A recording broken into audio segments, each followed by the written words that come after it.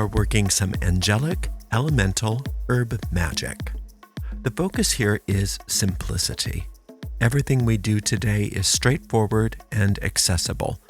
If it feels overly complicated, it's not aligned with this approach. You'll find references to this practice in Lesson 1 of the second module of our Basic Angel Magic course. To register for my free Basic Angel Magic course, follow the link in the video description. Here I'm using peppermint for this demonstration, but you will choose any herb that corresponds to the angel or planet you will be working with. I rely on herbs readily available at the grocery store because practical magic doesn't require rare or exotic ingredients. The law of correspondences applies to common herbs just as well as to unusual ones. There's no need to overspend or hunt down specialty items. Culinary herbs and herbal teas work perfectly. You will find suitable herbs for every planet among everyday kitchen staples. I also avoid working with poisonous herbs. I don't see them as necessary. Some believe that these herbs carry greater power. I don't agree. While they're more dangerous, they're not inherently more magical. Magic does not need to be complex or risky to be powerful. As you already know, in magic we work with 4 elements: fire, water, air, and earth.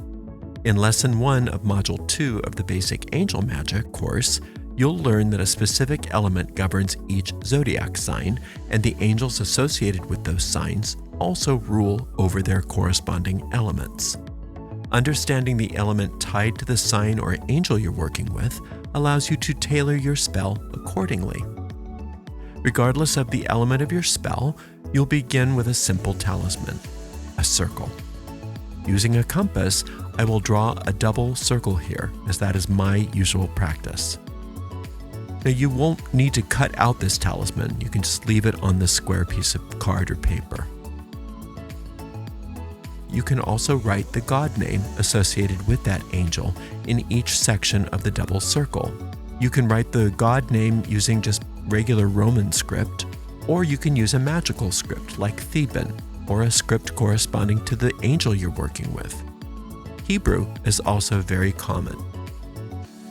In the center, you'll draw an angelic symbol. This can be as simple as using the glyph of the planet, their signature, or any other emblem that obviously represents the angel you're working with. You could also write a petition in the center if desired. You can also just make your petition mentally or verbally. This particular type of talisman isn't tricky, but some people might find using a compass challenging. So if you don't want to use a compass or draw a double circle, simply draw a single circle using some kind of form like a jar lid, a glass, or a cookie cutter. Inside your circle, then just write your angel's name or symbol. You could also still write a brief petition if you desire to do so. You don't need to write the god names or a petition. A simple circle with the symbol for the angel in the center is sufficient. You can enhance your ritual by incorporating elements that help you to connect with the energies that you're working with, and you can refer to all the lists of correspondences in Module 1 of our Basic Angel Magic course for some ideas. Once you set up the talisman for your particular angel or planet, place the herbs that you're using in the center of the circle. While you're doing this, you might consider simply talking to the angel. Ask for their assistance in whatever you're working your magic on. Speaking aloud as if talking to someone in the room is what works best for me. Then you'll incorporate those herbs in the center of the circle in a manner that is suited to the element you're working with. For instance, you could safely burn the herbs in a fireplace or barbecue if your spell involves fire, or you might use a cast iron cauldron with equal parts of Epsom salts and rubbing alcohol to create a simple fire and burn the herbs in there. If it's an air-oriented spell, you could take the herbs outside and scatter them to the 4 winds. For a water spell, you might make a tea with the herbs and drink it, or you could put that herbal tea into a bath or include it in a wash that you use to wash the floors and other surfaces in your home. For an earth spell, you could bury the herbs.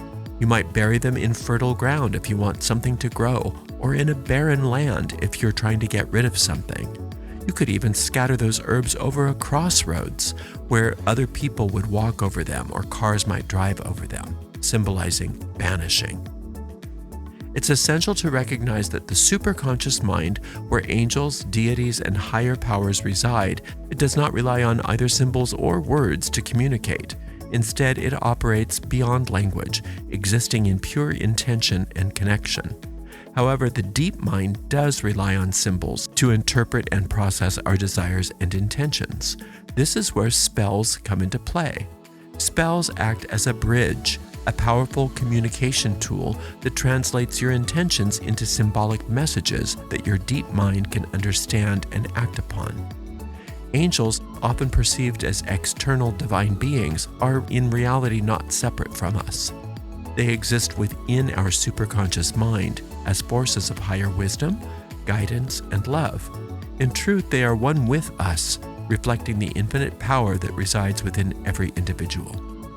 Respecting these higher powers is crucial, but it's also important to remember that they are not external entities. They are part of you, existing within your higher self. Everything you seek, every connection you feel to the divine, happens within you. By keeping these practices simple and grounded, we can avoid falling into superstitious or overcomplicated thinking, which can distract from the true power of interconnection and intentional focus. This foundational principle is pivotal in understanding elemental herb magic and its role in angelic communication. It is just one of the many profound topics explored in the Basic Angel Magic course. To register for my free Basic Angel Magic course, follow the link in the video description. Until next time, blessed be.